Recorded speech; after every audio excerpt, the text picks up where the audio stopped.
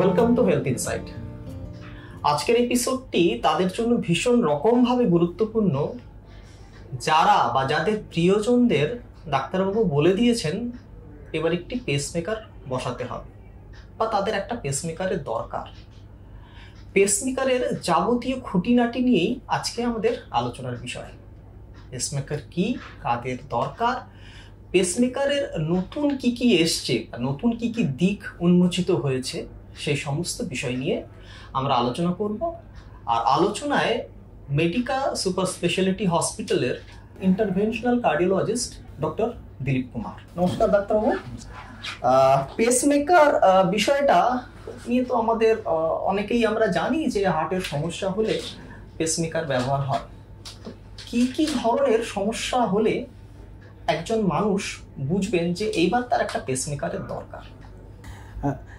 এই যে পেসমেকার যেগুলো আমরা কথা বলি, pacemaker is a device which keeps the heart beating by giving its electrical impulses. और हार्ट যে বডিতে আমরা cardiac function, it starts at maybe 6 to 8 weeks of fetus, 6 to 8 weeks of fetus, and from there it keeps beating till the person takes birth. He lives his entire life and then till death heart কাজ করতে থাকে। So কোথা থেকে কাজ করে, কিভাবে কাজ করে হার্টে ইলেকট্রিক্যাল ইম্পালস থাকে, যেখান থেকে শুরুয়াত হয় থেকে আমরা এসএ নোড বলি। তো SA node is a intrinsic pacemaker of the heart. From SA node the electricity generates, well, in layman language, electricity generates, there is action potential, electrical conduction starts.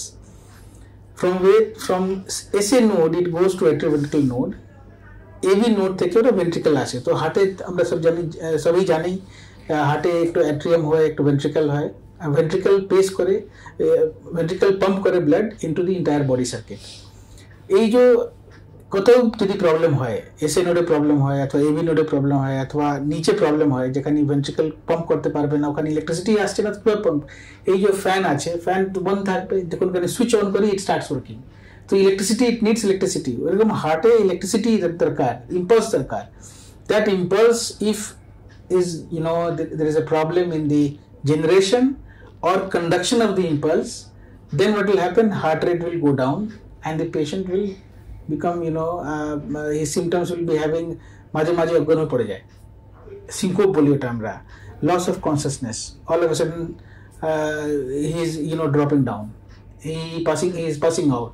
So এই সব symptom গুলো হয়, তখন আমরা বলি কি পেসমেকার লাগাতে হয়।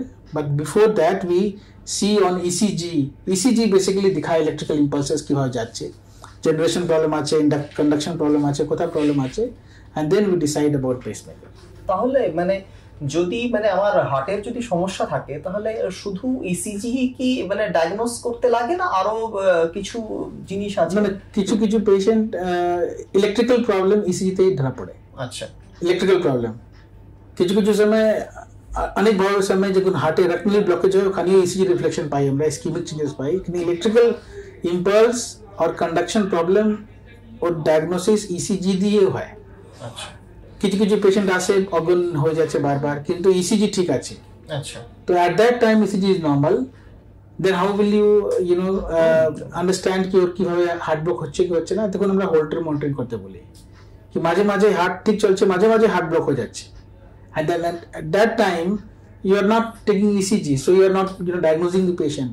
So 24 ঘন্টা যদি আমরা হার্টে ECG লাগিয়ে দিই, মনিটরিং লাগিয়ে দিই, then in 24 hours when heart is going transiently into block, it will detect. Sometimes in 24-hour Holter also doesn't pick up because 24 ঘন্টার মধ্যে পেশেন্টের কিছু হলো না, 3 দিন পরে হচ্ছে। তখন আমরা বলি একটা আলাদা 7 days রেকর্ডিং আমরা করতে পারি, প্যাচ দিয়ে 7 days রেকর্ডিং, ECG রেকর্ডিং। তারপরে কিছু ELR আমরা লাগাই, ILR লাগাই, to stay that can stay for 3 months 6 months। কোনো পেশেন্ট আছে না আমার 4 মাসে আমি বলে যাচ্ছি অজ্ঞান হচ্ছে। The frequency is not 1 or 2 days, 6 months 8 months interval he is falling, he is getting losing consciousness.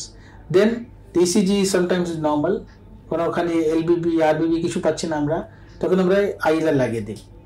So this is how we detect heart blocks. But 80% of the cases ECG is the diagnosis. We give you that diagnosis. মানে basically মানে আমরা তখনই pacemaker ব্যবহার করি যখন আমাদের শরীরে মানে ইলেকট্রিক্যাল ওয়্যারিং এর যদি কোনো রকম প্রবলেম হয়, either generation or conduction. আচ্ছা, যেখান থেকে শুরু হচ্ছে কন্ডাক্ট হতে হবে। যদি আপনি ইনভার্টার লাগিয়ে দিলেন, ইনভার্টার ওখান থেকে জেনারেট করছে ইলেকট্রিসিটি, লেকিন তো লাইন আছে একটু যে আপনি ফ্যান থেকে জুড়ছেন, from inverter to the electricity coming to fan, মাঝখানে যদি প্রবলেম হলে আপনার ফ্যান চলবে না, হার্ট চলবে না যদি ইলেকট্রিসিটি প্রবলেম হয়, তো এরকম বুঝতে হবে এটা। আচ্ছা, তো এই পেসমেকার তো এখানে একটা ইম্পর্টেন্ট রোল প্লে করে, যদি মানে অ্যাজ এ মানে আমরা যদি বুঝি যে ইটস লাইক ইউপিএস, মানে লাইফ সেভিং, মানে আমার যদি ইলেকট্রিসিটি চলে যায় তাহলে ও আবার হার্ট যদি না চলে, ফ্যান বন্ধ থাকে তো গরম লাগতে পারে, হার্ট না চলে তো মৃত্যু হয়ে যায়। So if heart stops for more than 6-7 seconds you lose your consciousness, অজ্ঞান হয়ে পড়ে যাচ্ছে। if heart doesn't come back and 30 seconds 40 seconds যদি এরকম চলে যায় তখন ব্রেন ড্যামেজ শুরু হয়ে যায়। and 3-4-6 মিনিট যদি হয়ে যায়, যদি সিপিআর হলো না, কোনো রিসাসিটেশন হলো না, 4 থেকে 6 মিনিট পরে যদি হার্ট ফিরেও যায়, মৃত্যু হয়ে যায় পেশেন্টে। আচ্ছা, it's not a very small time window period আছে এখানে। তো এই পেসমেকার তো শুনেছি, তো পেসমেকারের মানে কত রকমের হয় এবং মডার্ন কি আছে, মানে মডার্ন টেকনোলজি কতটা এগিয়েছে এই ব্যাপারে? শুনুন, পেসমেকার যদি আমরা করি, ডুয়াল চেম্বার পেসমেকার আমরা বলি, কি অ্যাট্রিয়া পেসমেকার কি করে, জাস্ট লাইক ইনভার্টার, ইট সেন্সেস ইলেকট্রিসিটি আছে কি আছে না। যখন আপনার দেখুন বাড়িতে যদি ইলেকট্রিসিটি আছে, যে ইনভার্টার কাজ করবে না, ইনভার্টারের লাইন কাজ করবে না, যখন ইলেকট্রিসিটি চলে গেলে ফট সেই ইনভার্টার কাজ করতে শুরু করে দেবে। সিমিলার ওয়ে হার্টে পেসমেকার থাকে, দুটা আমরা লিড লাগাই, একটু অ্যাট্রিয়াতে একটু ভেন্ট্রিকলতে। আগে অ্যাট্রিয়াল ইম্পালস দেখবে, ওটা যদি না হয় তো পেস করবে, আর ভেন্ট্রিকল ইম্পালস দেখবে, যদি ওখানে যাচ্ছে না, ওখানে ইলেকট্রিসিটি যাচ্ছে না, দেখুন ওখানে পেস করবে। সো অন ডিমান্ড পেসিং হয়।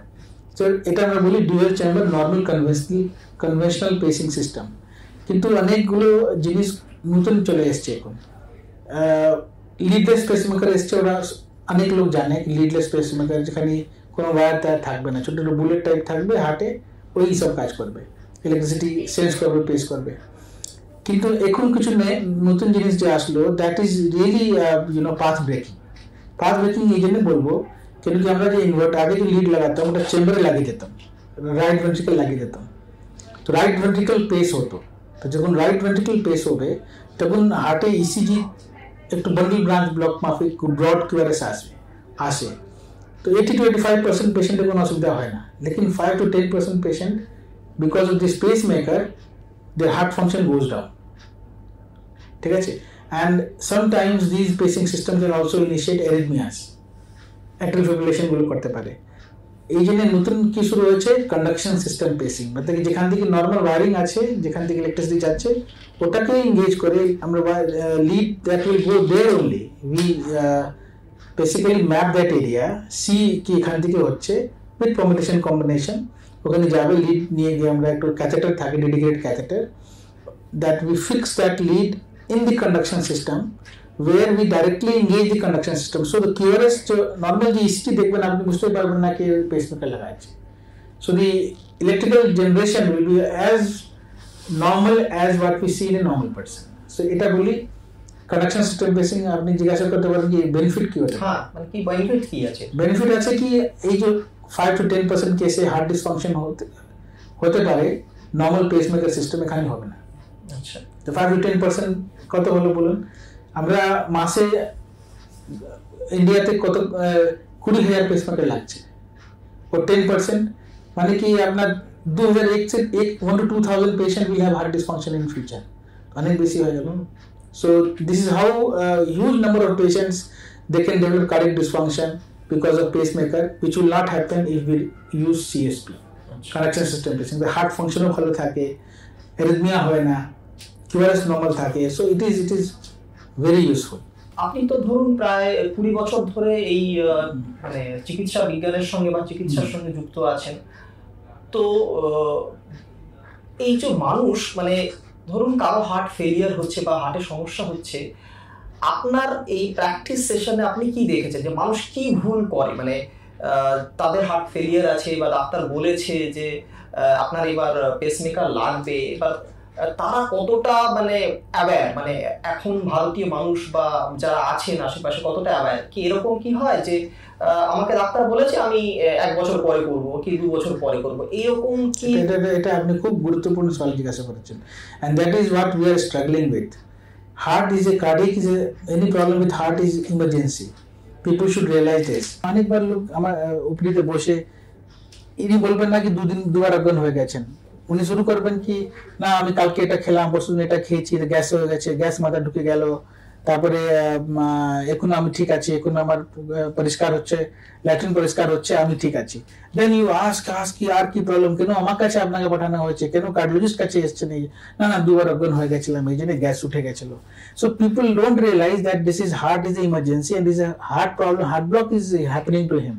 সো পেসমেকার যদি না লাগাতে হয়, অনেকবার পেশেন্ট দেখি আমরা, they take time, বাড়িতে গেলেন অজ্ঞান হয়ে পড়ে গেলেন, দেন হাত পা ভেঙে গেল, and then they come in a incapacitated state, খুব মুশকিল। তখন অর্থোপেডিক্স বলে কি, অর্থোপেডিক সার্জন বলবেন কি আমি অপারেশন করবো না, হার্টের প্রবলেম আছে, আর হার্ট লোক বলে কি এখন তাড়াতাড়ি তোমাকে মোবিলাইজ করতে হবে, পেশেন্টস আর স্টাক।